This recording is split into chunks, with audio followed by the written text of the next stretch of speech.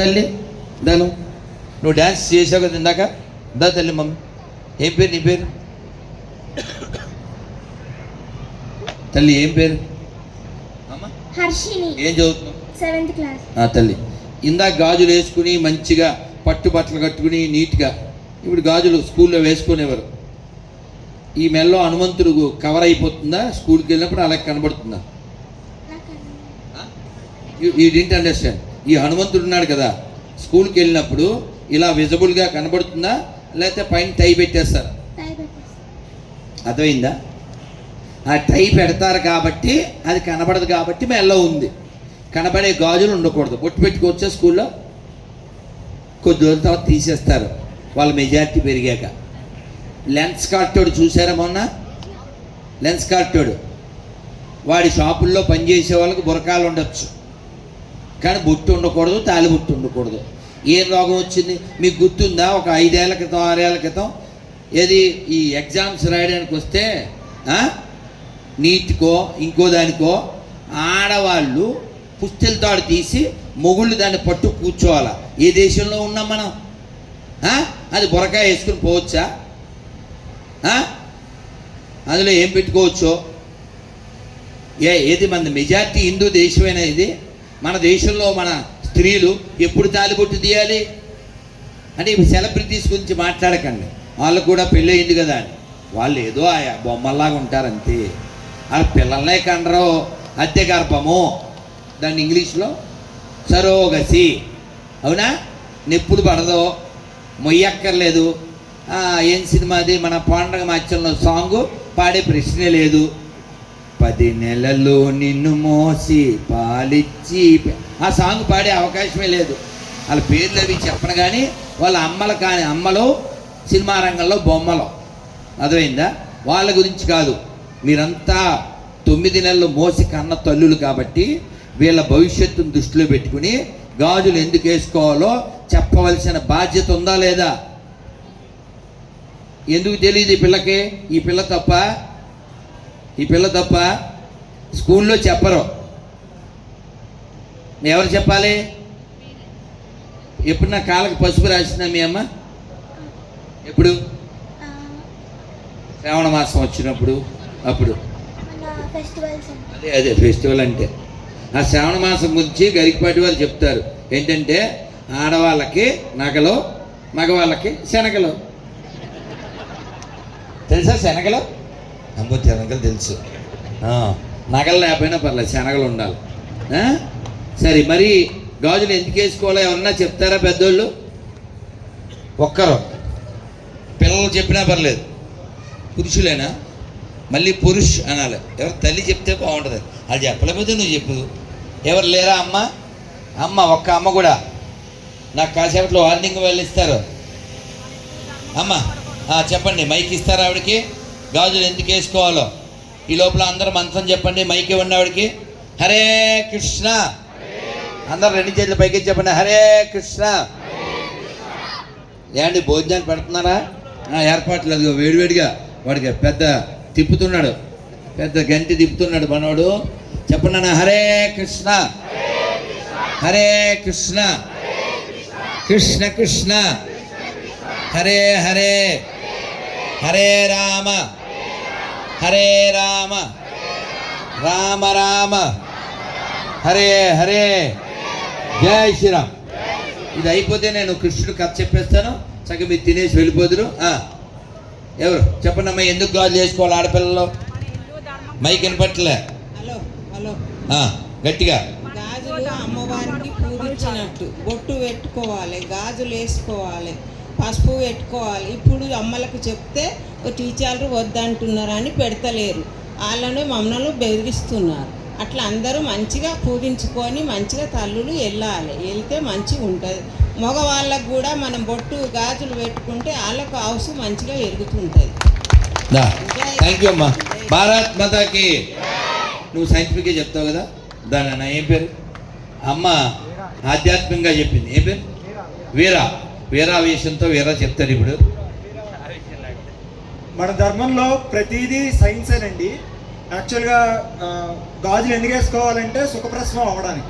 ఇక్కడ ఇక్కడ ఉండే నరాలు వాళ్ళకి ఆ, బిడ్డ వచ్చే దాని వరకు కనెక్షన్ ఉంటాయి అన్నమాట. రోజు ప్రెషర్ క్రియేట్ అయ్యి ఇక్కడి నుంచి ఆ నరాలు అక్కడికి ఎక్సర్సైజ్ లాగా అక్కడికి చేరుకొని సుఖప్రసవం జరుగుతుంది అనమాట. అందుకనే మన కట్టు బొట్టు ప్రతిదీ కూడా సైన్సే. లుంగీ పంచి ఎందుకు వేసుకోవాలి మగవాళ్ళు, స్త్రీ బొట్టు ఎందుకు పెట్టుకోవాలి, ఇంత పెద్ద బొట్టు ఎందుకు పెట్టుకోవాలి, గాజులు ఎందుకు వేసుకోవాలి, ఆమె కట్టు వేషధారణ ఎందుకు అలాగ ఉండాలి, ఎందుకంత నగలు మోయాలి, ప్రతిదీ కూడా సైన్సేనండి. థ్యాంక్ యూ వీరా, ధన్యవాదాలు నాన్న. చిన్న కరెక్షను, గాజులు ఇది ఆడపిల్లకి ఆ శరీరంలో పునఃసృష్టి చేసేటువంటి గొప్ప అవకాశం ఉన్నటువంటి మాతృమూర్తి. వారి ఆరోగ్యం చాలా బాగుండడానికి, ఆ విషయంలో ఇబ్బంది లేకుండా ఉండడానికి గాజులు ఎప్పుడూ ఈ నెర్వస్కి తగులుతూ ఉండాలి. అది చాలా ప్రధాన ఉద్దేశం.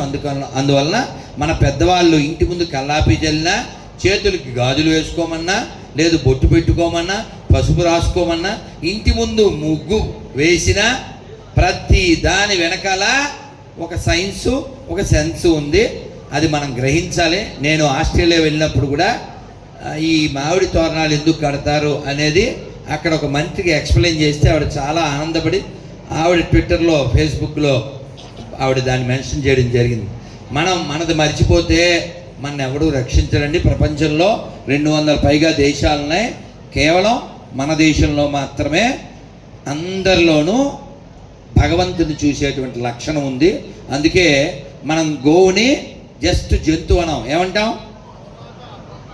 ధన్యవాదాలు, చెప్పాను వార్నింగ్ బెల్ వస్తుందని. సో కాబట్టి ఆవుని మనం గోమాత అంటాం, నీళ్ళని గంగమ్మ అంటాం, పుస్తకాన్ని ఏమంటాం? అది కరెక్ట్ ఆన్సర్. పుస్తకాన్ని ఏమంటాం? బుక్ అంటాం. సరస్వతి, బంగారు తెలునన్న. మరి అన్నాన్ని ఏమంటాం? రైస్ అంటాం. అన్నాన్ని ఏమంటాం? ఏమంటారా? తల్లి బంగారు తెలునన్న. Give the big hand to, ఏం పేరు? హర్షినికి కూర్చోకుంటాం. రైట్. సో కాబట్టి మనం ప్రతి దాంట్లో భగవంతుని చూస్తాం. మరి తినే ముందు నేను మంత్రం చెప్పి తింటాననే లక్షణాలు ఎవరికైనా ఉన్నాయా? నిజాయితీ పరులు మాత్రం చెయ్యెత్తరు. ఆ చెయ్యెత్తన వాళ్ళందరికీ చప్పట్లు కొట్టండి. ఎత్తిన వాళ్ళకి కాదు, వాళ్ళు నిజాయితీగా చెయ్యెత్తలేదు అంటే ఒక పక్షిలాగా, జంతువులాగా తక్కువ అలా పెడితే తినేస్తారు, అంతే కదండి. జంతువు మంత్రం ఏం చెప్పదుగా, పక్షి మంత్రం ఏం చెప్పదు. మేము చెప్పినట్లు బోల్డని మంత్రాలు చెప్పబోయినా కనీసం తినే ముందు ఈ ఒక్క మంత్రం చెప్పుకోండి. చెప్పండి అందరూ. అన్నపూర్ణే సదాపూర్ణే శంకర ప్రాణవల్లభే జ్ఞాన వైరాగ్య సిద్ధ్యం భిక్షాం దేహీ చ పార్వతీ. ఇది మనం అమ్మవారిని ఏమడుగుతాం? అన్నం, కూర, పప్పు అడగడంలో ఏమడుగుతాం?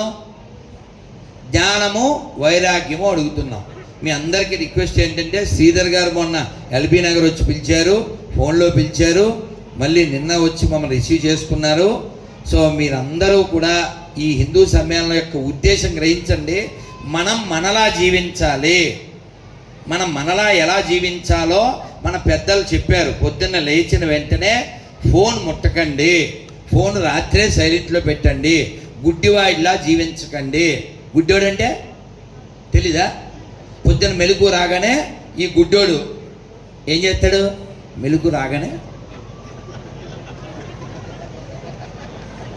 ఇలా అంటుంటాడు. ఏంటది? ఈ గుడ్డోడు కళ్ళు తెరవకుండా, హలో ఏంది ఇది, ఎవరు సస్తారా?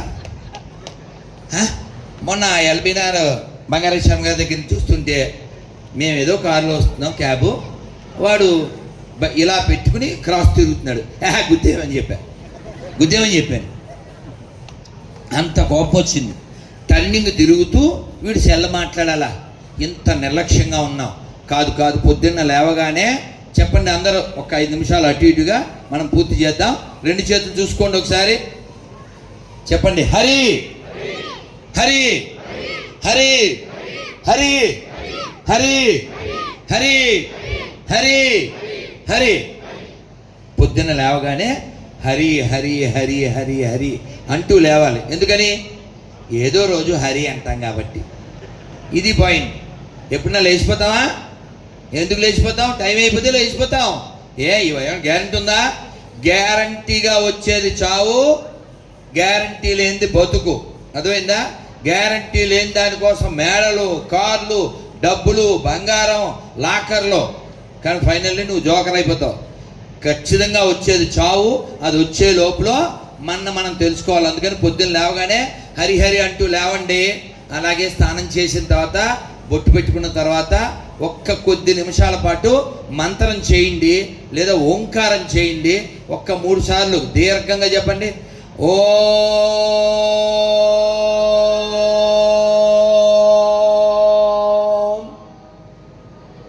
ఓ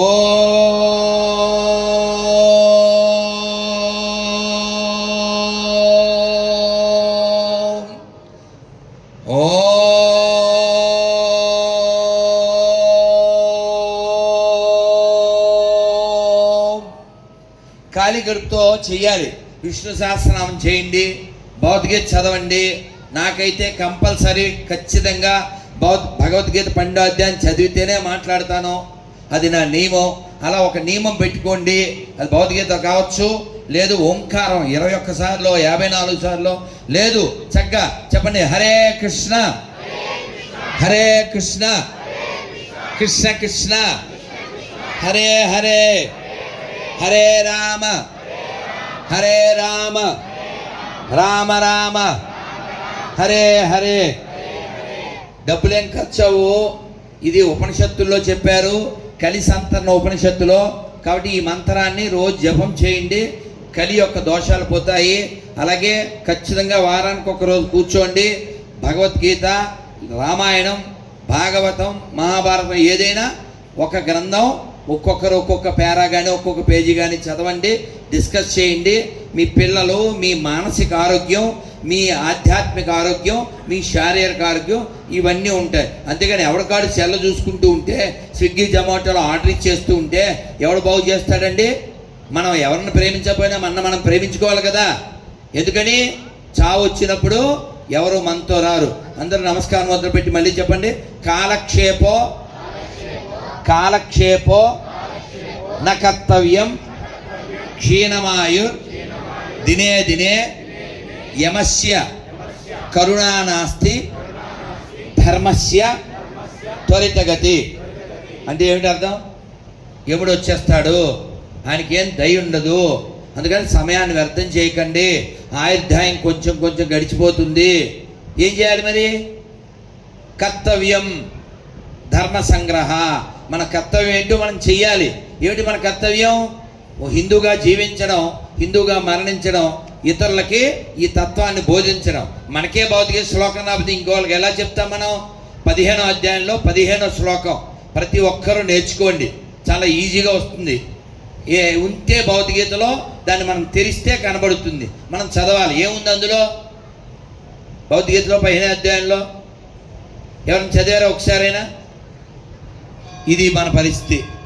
చూడండి, మన గంట కూడా కొట్టారు, టైం అయిపోతుంది చెప్పడానికి.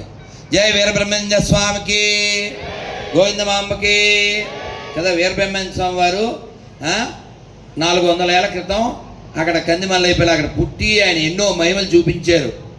మనకు ఆయన ఫేమస్ కాదు, ఆయన మనకు అక్కర్లే. ఇప్పటికీ సమాధిలో బృందావనం అని పిలుస్తారు. ఎక్కడ? మంత్రాలయంలో రాఘవేంద్ర స్వామి అక్కడ ఉన్నాను అని చెప్పారు. దానికి ఎవిడెన్స్ కూడా ఉంది. మనకు ఆయన పట్టరు, అక్కర్లేని ఏదో పడుతూ ఉంటుంది. దానికి పేర్లు రామ కృష్ణ ఏదో యాడ్ చేసి దాన్ని మనం దాంట్లో కలిపేస్తూ ఉంటాం. పిల్లలకు మంచి పేర్లు పెట్టట్లేదు. అడిగితే అవేవో జియాన్, బియాన్, గియాన్ అని పెడుతున్నారు.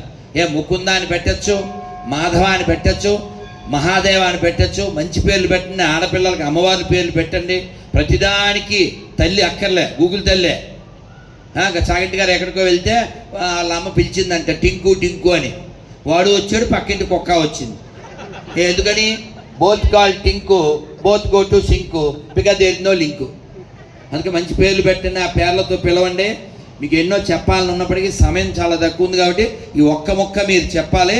ఎందుకంటే నేను మాట ఇచ్చాను. జీ ప్లీజ్ వెయిట్. ఆదిశంకరుల శంకారావం అగస్త్యమౌని ధర్మ ప్రచారం ఆదిశంకరుల శంకారావం అగస్త్యమౌని ధర్మ ప్రచారం సమర్థరాముడు పరమహంసలకు జన్మనిచ్చిన పుణ్యభూమిది జన్మనిచ్చిన పుణ్యభూమిది ప్రపంచ సభలో గర్జన చేసిన ప్రపంచ సభలో గర్జన చేసిన భారతవాణి నాదనవోయ్ ఆ వివేకవాణి నాదనవో మనదేనోయ్ భారతదేశం భారతదేశం మనదేనో దిక్కులన్నీయు పిక్కటిల్లగా భారత మాతకు జయ్యనవోయ్ భారత మాతకు జయ్యనవోయ్ భారత్ మాతాకి భారత్ మాతాకి. మనం కృష్ణుడి కథ చెప్పుకోలేం. ఈ మంత్రం చెప్పి నేను ముగించేస్తానన్నా. అందరూ నమస్కారం మొదలుపెట్టి కంకులు. అదే చెప్పింది ఇప్పుడు చెప్పింది అదే సార్. మనం వైదికం కాని దాన్ని మనం ఎంకరేజ్ చేయకూడదు. మన మైండ్కి నచ్చిందని చెప్పి వ్యాసుడు వాల్మీకి ఇది మనకి వాళ్ళిద్దరూ మనకి ఆథరైజ్డ్. వాళ్ళ నుంచి ఏదొచ్చినా మనం స్వీకరించాలి. అది వైదికం. వ్యాసుడి పేరు వేదవ్యాసుడు. ఎందుకని వేదం ఒకటిగా ఉంటే దాన్ని 4గా విభజించాడు కాబట్టి. వ్యాసోచ్చిష్టం జగత్సర్వం అన్నారు. రామాయణం వాల్మీకి నుంచి వచ్చింది. వాళ్ళ నుంచి స్వీకరించాలి. లేదా మన ఋషులు వాళ్ళ నుంచి స్వీకరించాలి. అంతేగాని మనం కృష్ణుడిని వదిలిపెట్టి భాగవతాన్ని విడిచిపెట్టి భగవద్గీతను విడిచిపెట్టి రామాయణాన్ని విడిచిపెట్టి ఏదేదో తీసుకొచ్చి అక్కర్లేని దాన్ని అంతా దానికి కలిపేసి దాన్ని సాయిరామ్ అంటూ సాయి కృష్ణ అంటూ సాయి మాధవ్ అంటూ సాయి అనే పదం ఎక్కడ వైదిక ఎక్కడ మన హైందవ సనాతన ధర్మంలో ఎక్కడ ఆ పదం ఉండదు. మీరు రామ అని పిలవండి పుణ్యం వస్తుంది, కృష్ణ అని పిలవండి లాభం వస్తుంది. ఎందుకంటే రామ అనే పదంతో మన రామదాసు గారు మోక్షం పొందారు. రామాని జపం చేసి తులసీదాసు, కనకదాసు, త్యాగరాజ స్వామి వారు, భద్రాచల రామదాసు గారు, కవయిత్రి మొల్ల ఎంతమంది మోక్షం పొందారు. పాండురంగని నమ్మి ఎందరో చోఖామేళ, రుక్మాబాయి, జానాబాయి, సక్కుబాయి, తుకారాము, నామదేవు, జ్ఞానదేవ్ వీళ్ళందరూ మోక్షం పొందారు. మన వెంకటేశ్వర స్వామి యొక్క నామాన్ని జపం చేసి ఒక అన్నమాచార్య, ఒక హరిరామ్ బావాజీ, ఒక వెంగమాంబ వీళ్ళంతా మోక్షం పొందారు. కాబట్టి మోక్షం పొందడమే మానవ జీవితానికి చివరి ప్రయోజనం. ఆ మోక్షం పొందడానికి మన వైదిక గ్రంథాలు అది మాత్రమే మనకి ప్రమాణం. అందువలన ఏది పడితే అది మనం కలిపేసి రీమిక్స్ చేసేసి మళ్ళీ అలాగే చీరలు కట్టేసి దాన్ని ఏదేదో చేసి మళ్ళీ మన వాళ్ళతోనే మనం గొడవలు పడిపోయి అలాంటి పిచ్చి పనులు చేయకండి. మనం షణ్మతాలు అన్నారు. మీరు శివుడిని ఆరాధిస్తారా, విష్ణువుని ఆరాధిస్తారా, లేదు అమ్మవారిని ఆరాధిస్తారా, లేదు సుబ్రహ్మణ్య స్వామిని, గణపతిని, సూర్యుడిని, వీటిలో మనం ఉండాలి. ఇది మన పెద్దలు ఇచ్చింది. పక్కకి వెళ్ళకండి, పక్కదారులు పట్టకండి. మన వాళ్ళకి మనమే వ్యతిరేకం కాకూడదండి. వయం పంచాధికం శతం మనం కలిసి ఉండాలి. చెప్పండి, హిందూ హిందూ అంటాను, దేశ్కి బంధు. హిందూ హిందూ హిందూ హిందూ. ఇక్కడ మనం అందరం కూడా డాక్టర్ జీ మనకు నినాదం ఇచ్చారు. డాక్టర్ జీ కా క్యా సందేశ్ అంటే హిందూओं का हिंदू देश. తెలుసు కదా మీకు? డాక్టర్ జీ కా క్యా సందేశ్, डॉक्टर जी का क्या संदेश, डॉक्टर जी का क्या संदेश. అందుకని అందరూ కూడా ఈ మనం హిందువులుగా ఉంటే ఇది హిందూ దేశంగా ఉంటుంది. మన భగవద్గీత, భాగవతం, రామాయణం ఏమీ తెలియకుండా మనం ఏమాత్రం హిందువులు అవుతాం. మీ అందరికీ ఏకాదశి పేపర్ ఇస్తున్నారండి. ఏకాదశి ఎప్పుడు వచ్చినా అందులో ఉన్నట్టు ఫాలో అవ్వండి. ఆ పేపర్లో ఇప్పుడు పులిహారది పొట్లం కట్టకండి. ఈ మంత్రం చెప్పండి. అందరూ నమస్కారం మొదలు పెట్టండి. కృష్ణుడు కథ మళ్ళీ ఇంకోసారి వచ్చినప్పుడు చక్కగా చెప్పుకుందాం. మనకి వారు అక్కడ ఎదురు చూస్తున్నారు. అందువలన చక్కగా ఈ మంత్రం చెప్పగానే మీకు నవ్వు వస్తుంది, కృష్ణుడి మీద లవ్ కూడా వస్తుంది. చెప్పండి, నారాయణ నారాయణ. మీరు చాలా బాగా చెప్తున్నారు. నారాయణ నారాయణ నారాయణ నారాయణ అనుకోరాదా, నాలికే చేదా, ఓపికే లేదా, ఒంటికే బరువా.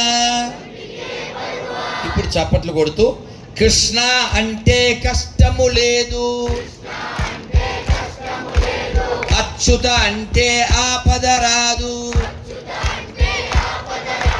రామ అంటే రోగము లేదు, నారాయణ అంటే నరకము రాదు, గోవింద్ అంటే గొడవే లేదు, గోవింద్ అంటే గొడవే లేదు, గోవింద గోవింద వెంకటరమణ గోవింద, గోవింద గోవింద సంకటహరణ గోవింద.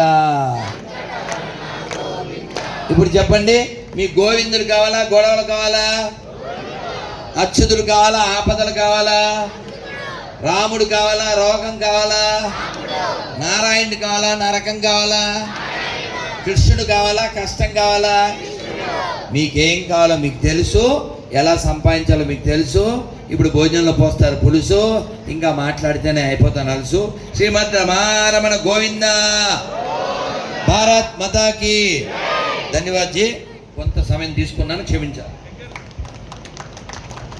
స్వామీజీ గారికి వేదిక తరపున ధన్యవాదాలు తెలియజేస్తూ, మరి హిందూ దేశంలో పుట్టినటువంటి మేము హిందువులుగా ఉంటాం, హిందువులుగా తింటాం. మేడం గారు అన్నారు, త్రిమూర్తులు అన్నారు, అవకాశం ఉంటే పంచ పాండవులను కనే ప్రయత్నం చేద్దాం, అవకాశం ఉన్నటువంటి వాళ్ళు. మరి ఈ సందర్భంగా మన గేటెడ్ కమ్యూనిటీ ప్రచారక్ గారు ఓం ప్రకాష్ గారు ఈ భౌతిక అంశాన్ని తీసుకోవాల్సిందిగా ప్రార్థన.